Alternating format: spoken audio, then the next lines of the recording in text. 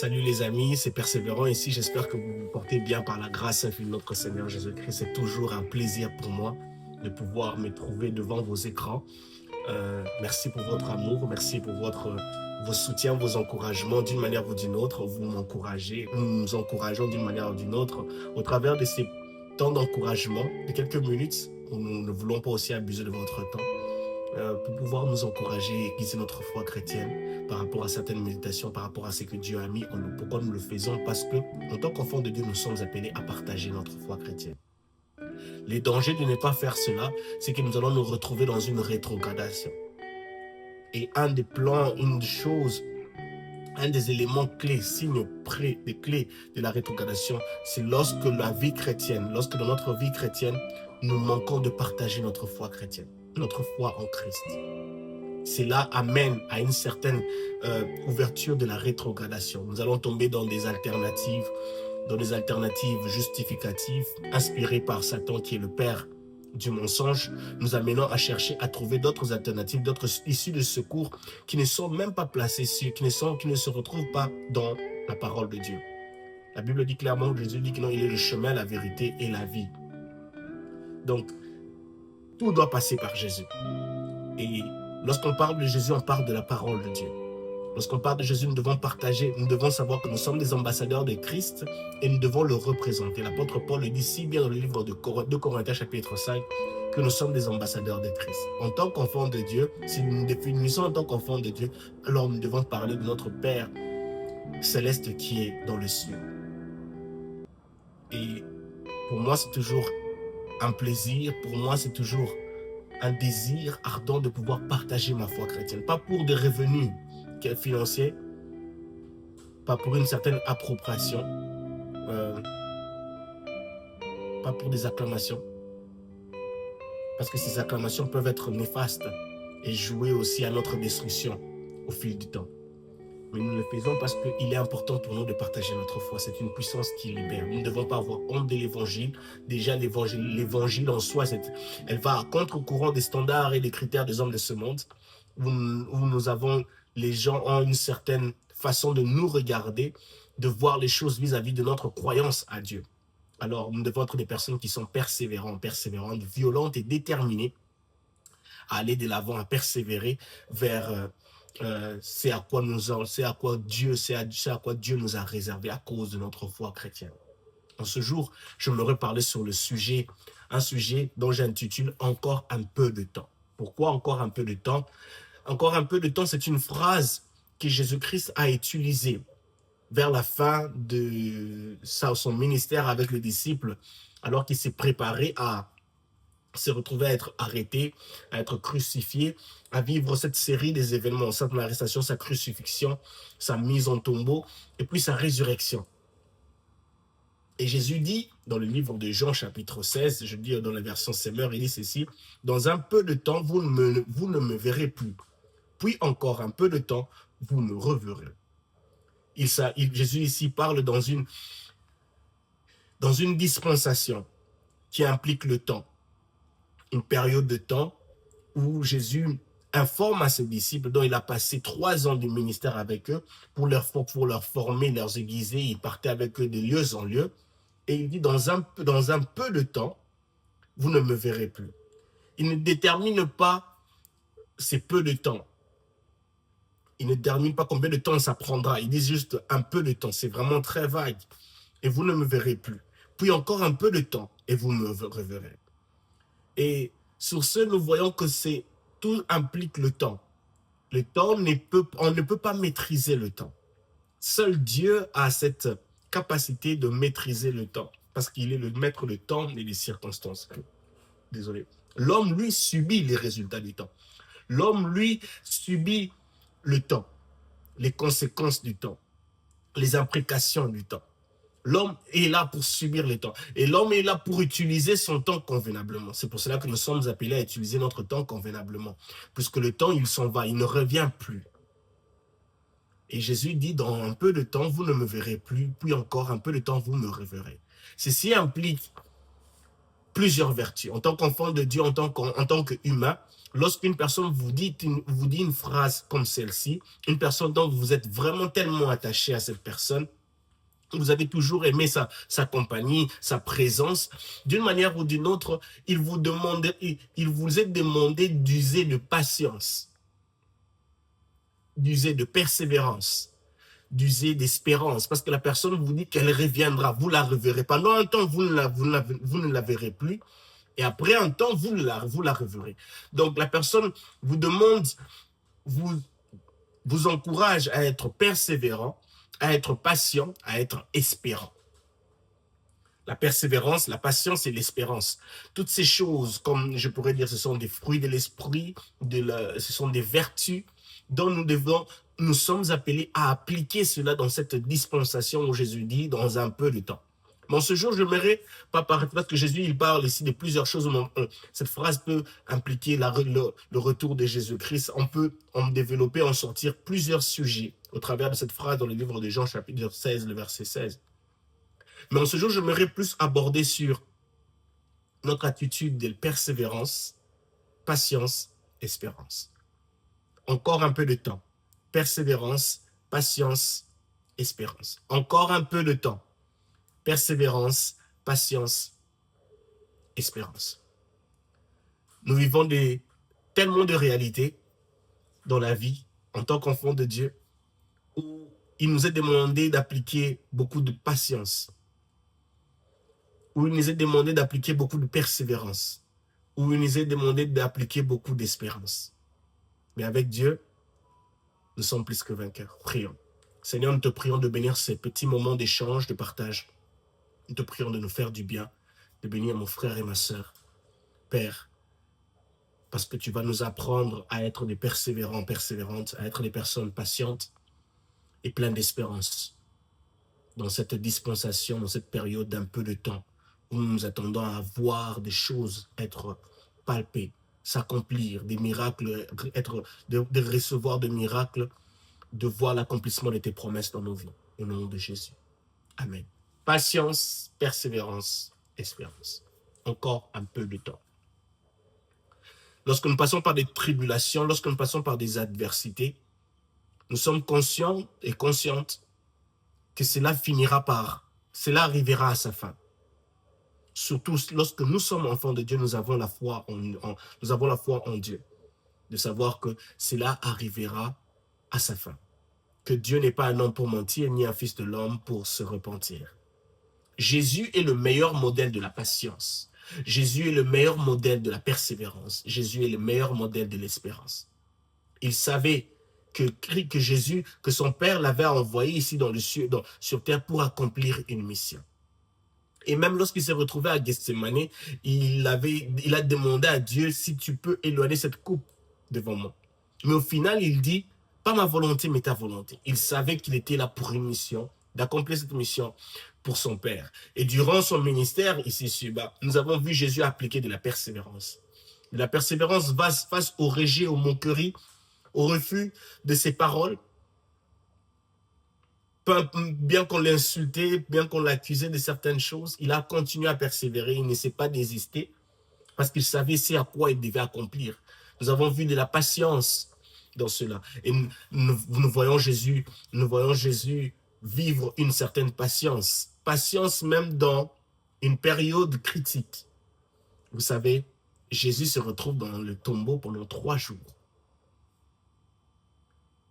L'extérieur, la forme de sa patience extérieure donne lieu de croire qu'il a échoué, qu'il est perdant.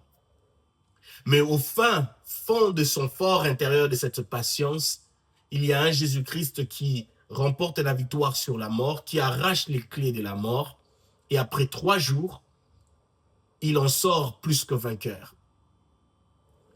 Patienter pendant 3 jours pour régner éternellement. Dans le livre de Ésaïe, chapitre 10, le verset 25 à 27, nous allons le lire. Le livre d'Ésaïe, chapitre 10, le verset 25 à 27, qui est un passage qui nous parle de cette espérance encore un peu de temps, où nous devons encore être patients, parce qu'il y a une gloire qui nous attend. Ésaïe chapitre 10, le verset 25 à 27, qui est un passage que j'aime beaucoup plus, que j'attache beaucoup, dont j'attache beaucoup d'importance à cela, vis-à-vis d'une période où nous traversons une période de tribulation, période de difficultés, période de rejet, période d'attaque, période d'adversité, d'oppression. Où on se pose la question, Seigneur, quand est-ce que ceci arrivera à sa fin? Quand est-ce que cela arrivera à sa fin? Je prie Dieu, je cherche Dieu, mais pourquoi ceci persiste-t-il? Pourquoi ceci est toujours présent? Encore un peu de temps, sois patient. Encore un peu de temps, sois persévérant, persévérante. Encore un peu de temps, sois plein d'espérance. Car ta gloire arrive, car ton élévation arrive, car le moment de joie, de jouissance arrive. Ésaïe chapitre 10, le verset 24 à 27. Il dit ceci. Par conséquent, voici ce que dit l'Éternel, le Seigneur des armées célestes. Oui, ô toi, mon peuple, habitant de Sion, ne crains pas la Syrie. Quand avec le bâton, il viendra te frapper, et lorsqu'il brandira son gourdin contre toi, comme l'Égypte l'a fait autrefois. Verset 25. Car dans un peu, très peu de temps, ma fureur prendra fin, et mon courroux se tournera contre eux pour les détruire. Le Seigneur des armées célestes brandira son fouet pour frapper la Syrie, comme il frappa Madian, près du rocher d'Oreb. Il lèvera encore son bâton sur la mer, comme il a fait jadis contre les Égyptiens. En ce jour-là, il ôtera de ton épaule le fardeau qu'il t'avait imposé, et il enlèvera le joug qu'il aura placé sur ta nuque. Ce joug sera brisé pour laisser place à la prospérité. Parole du Seigneur. Encore un peu de temps. Verset 25 dit, car dans un très peu de temps, ma fureur prendra fin. C'est Dieu qui parle ici. Encore un peu de temps. Où Dieu a permis qu'une oppression se manifeste sur son peuple. Ou sur les habitants de Sion. Au travers de l'ennemi, d'une armée ennemie qui s'appelle la Syrie. Vous savez, Dieu est capable d'utiliser n'importe quelle situation pour pouvoir nous redresser, pour pouvoir nous changer, pour pouvoir nous transformer, pour pouvoir nous aiguiser. Et dans ce cas ici, nous voyons les habitants de Sion qui vivent une oppression, une attaque d'un peuple ennemi, qui est la Syrie ici. Le verset 24 dit, quand avec le bâton, il viendra te frapper, et lorsqu'il brandira son gourdin contre toi, comme l'Égypte l'a fait autrefois. On voit l'oppression, on voit cette période où Sion est accablé, se retrouve dans une dispensation honteuse, de souffrance, de difficultés, en ne sachant pas comment s'en sortir. Mais Dieu dit, car dans un peu de temps, très peu de temps, ma fureur prendra fin. Il y a un temps pour toutes choses. Notre Dieu était le maître de temps et des circonstances. Il sait quand est-ce que ta souffrance prendra fin. Il n'est pas un homme pour mentir, ni un fils de l'homme pour se repentir. Il veut que pendant cette période, pendant ces un peu de temps, que nous soyons toujours persévérants. J'aime bien le livre d'Ésaïe, chapitre 61, qui dit « Nous devons persévérer dans l'alliance ». J'aimerais que nous puissions être de ceux-là qui persévérons dans l'attente.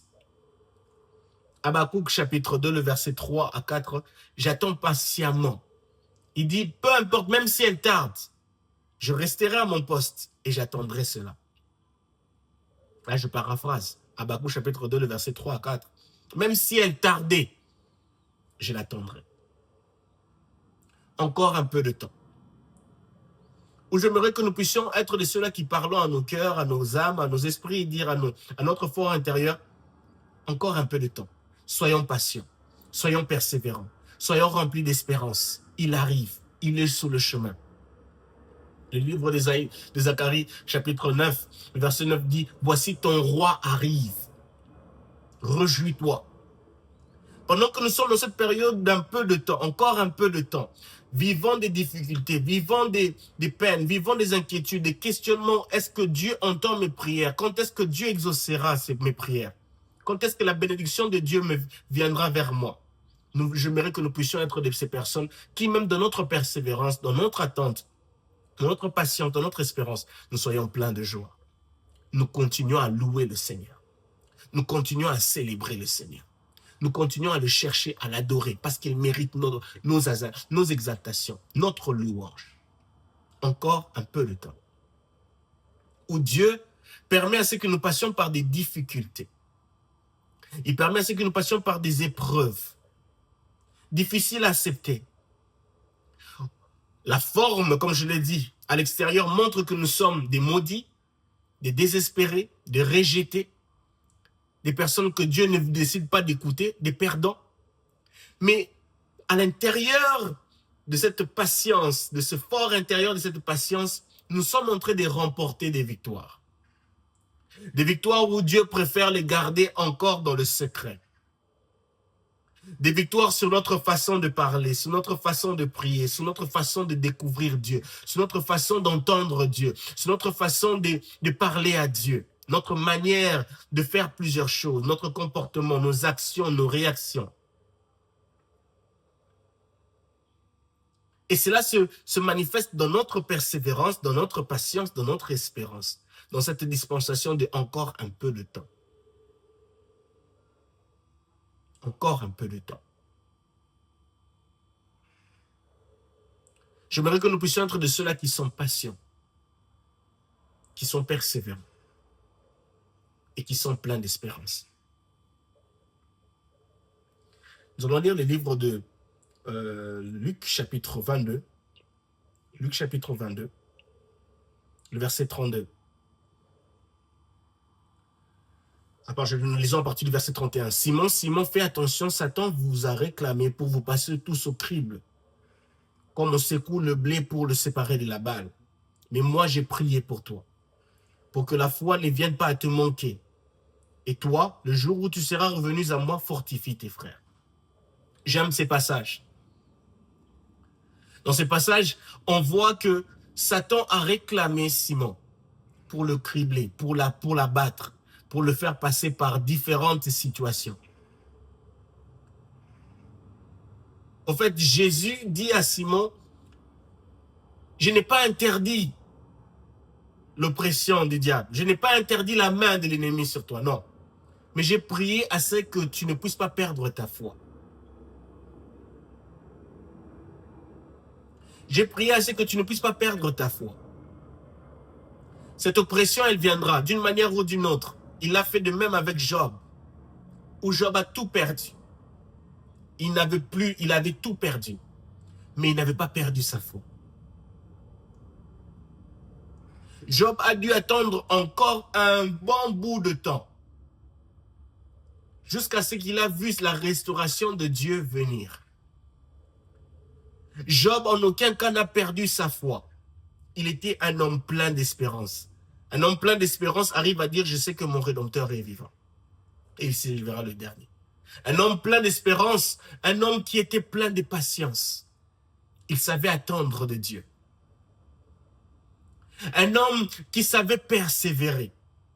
Persévérer dans la conviction de continuer à avancer, à croire en Dieu.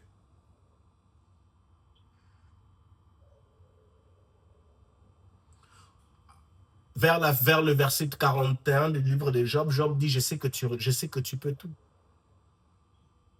C'est un homme qui, même sa femme, a remis en question sa relation avec Dieu. Ses amis, en plusieurs reprises, ont cherché à le convaincre de plusieurs alternatives. Bien-aimés dans le Seigneur, les alternatives nous éloigneront de Dieu. Dans notre attente, dans ces encore un peu de temps, si nous décidons de nous fier aux alternatives, nous allons nous éloigner de la parole de Dieu, nous allons nous éloigner de Dieu. En préparant cette exhortation, celle-ci m'a moi-même aussi interpellé. Dans notre période du désert, des attentes, des prières où nous ne savons pas quoi faire, où nous sommes dans encore un peu de temps, mais ça va prendre combien de temps? C'est quoi c'est combien de temps? C'est combien de temps? Ne cherchons pas à recourir aux alternatives. Elles nous éloigneront du temps de Dieu, des ainsi dits de Dieu. du temps parfait de Dieu. Et Dieu dit ici à Simon, j'ai prié pour toi pour que la foi ne vienne pas à te manquer. Parce que Dieu savait que la foi lui permettra de pouvoir subvenir, de pouvoir résister, de pouvoir avancer, de pouvoir patienter, de pouvoir espérer en Dieu. Pendant qu'il est criblé, pendant qu'il est réclamé. Vous savez bien aimé dans le Seigneur, le diable est un lion rugissant cherchant qui dévorer. Il est tout le temps là. Si Dieu a permis à Job, au diable, d'attaquer Job, à combien plus forte raison nous ne serons pas sous les radars, sous les yeux de l'ennemi cherchant à nous détruire. Il dit, mais j'ai prié afin que tu ne puisses pas perdre la foi. Car cette foi en Dieu le permettra de se relever et de continuer à avancer, de se maintenir, de se fortifier pendant qu'il est dans l'attente du salut de Christ, de la délivrance de Christ, de la restauration de Christ, de l'exaucement de toutes ses prières, de la venue, de la palpation de toutes les promesses et les miracles de Dieu sur sa vie. Encore un peu de temps. Et il dit, et toi, le jour où tu seras revenu à moi, fortifie tes frères. Lorsque nous sommes dans l'attente des miracles, dans un peu de temps, dans cette dispensation du un peu de temps, Dieu s'attend à ce que nous puissions apprendre quelque chose de cette attente, de cette mise en attente, de cette mise de persévérance, lorsque nous sommes en train de persévérer, d'espérer, de patienter. Il y a des choses dont nous devons apprendre durant cette période. La patience, comment apprendre à écouter Dieu, à lire la parole de Dieu, à se rapprocher de Dieu, à découvrir Dieu dans une autre dimension. Oui, en tant que chrétiens, nous ne devons pas être des chrétiens dans le statu quo. Nous devons monter de niveau. Quand tu montes de niveau, tu découvres Dieu encore d'une autre manière.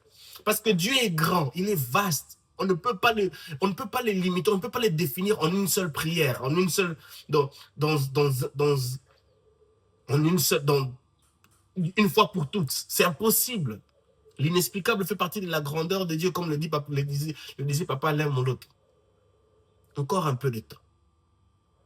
Parler à son âme, encore un peu de temps. Persévère, patiente, espère. Ensuite viendra la gloire de Dieu. Ensuite viendra l'élévation de Dieu. Jésus est le modèle parfait de la patience. Encore un peu de temps. Il a accepté d'être crucifié.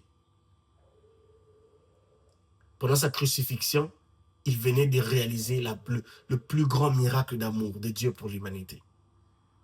Il a accepté d'être mis dans le tombeau pendant 3 jours. Il a accepté d'être le sujet de moquerie, le sujet de louange, le sujet de triomphe de l'ennemi à l'extérieur qui disait, nous nous sommes débarrassés de ce Jésus. Pendant 3 jours, le Fils de Dieu s'est retrouvé écarté, oublié. Une patience dans le secret. Une patience qui, dans le secret, était une patience triomphante, qui faisait que remporter des victoires, mettant à terre la puissance de la mort, la puissance du séjour de mort. Encore un peu de temps. Et nous verrons la gloire de Dieu se manifester. Les miracles nous accourir. Encore un peu de temps. À vous qui me suivez, laissez-moi vous rappeler ceci. Encore un peu de temps. Il n'est pas un homme pour mentir, il n'est pas un fils de l'homme pour se repentir. Encore un peu de temps. Le miracle de Dieu arrive. Si elle tarde, attends-la. Ton miracle arrive. Encore un peu de temps. Sois patient, patiente, persévérant, persévérante, plein d'espérance. La persévérance, c'est avancer de l'avant. J'aimerais que nous puissions lire le livre de Hébreux chapitre 10. Hébreux chapitre 10. C'est par là que nous allons terminer. Hébreux chapitre 10. Nous sommes à partir du verset 35 qui dit ceci. N'abandonnez donc pas votre assurance. Une grande récompense lui appartient. Cette assurance que tu as là, de savoir que pendant un peu de temps dont je ne sais ni le temps, ni l'heure, ni le jour, Ne l'abandonne pas. Mais je ne sais ni le temps, ni l'heure, ni le jour, mais je continue à persévérer, je continue à patienter, je continue à espérer. Ne l'abandonne pas. Verset 36. Car il vous faut de la persévérance, afin qu'après avoir accompli la volonté de Dieu, cette volonté de Dieu là, c'est pour nous d'être persévérants, persévérantes, patientes, patients, espérant en Dieu. Afin après avoir accompli la volonté de Dieu, que vous obteniez ce qu'il a promis. Oui, ce qu'il a promis. Dans ce temps, nous ne connaissons ni l'heure ni le jour. Nous savons qu'il y a une promesse qui est là. Jésus l'a dit bien, comme nous l'avons dans le chapitre 16, Jean chapitre 16, le verset 16. Il dit que non, encore un peu, vous ne me verrez pas, mais après vous me reverrez. Il y a une promesse qui est là. Il y a une promesse de Dieu. Je ne sais pas quelles sont les promesses que Dieu vous a données dans votre vie, mais il y a une promesse. Il y a une promesse sur vous. Et laissez-moi vous dire encore un peu de temps. Verset 37, encore un peu de temps. Il dit ceci, encore un peu de temps. Un tout petit peu de temps. Encore un peu de temps. Un tout petit peu de temps. Celui qui doit venir viendra. Il ne tardera pas. Celui qui doit venir te bénir, t'exaucer, te délivrer, te restaurer, viendra. Il est sur le chemin. Il ne tardera pas. Alors ne permettons pas aux adversités, aux problèmes de nous décourager, d'éloigner nos yeux sur Jésus. Hébreux chapitre 3 nous dit de fixer nos pensées sur Jésus. Pendant c'est encore un peu de temps. Pendant c'est temps qui est incognito, dont nous ne connaissons pas, dont nous ne connaissons pas. Nous devons avoir nos yeux fixés sur Jésus. Nous devons fixer nos yeux sur Jésus. Hébreux chapitre 12 nous demande d'avoir nos yeux fixés sur Jésus. Hébreux 3 nous demande d'avoir nos pensées fixées sur Jésus. Il est en route. Celui qui doit venir viendra. Nous devons avoir nos yeux fixés sur Jésus. Encore un peu de temps. Et on sait qu'il s'agit du retour de Jésus. Nous ne connaissons ni l'heure ni le jour. Matthieu chapitre 24, le verset 42 nous le dit. Nous ne connaissons ni l'heure ni le jour. Et ceci doit nous rappeler que non, nous ne pouvons pas être en compétition avec aucun humain.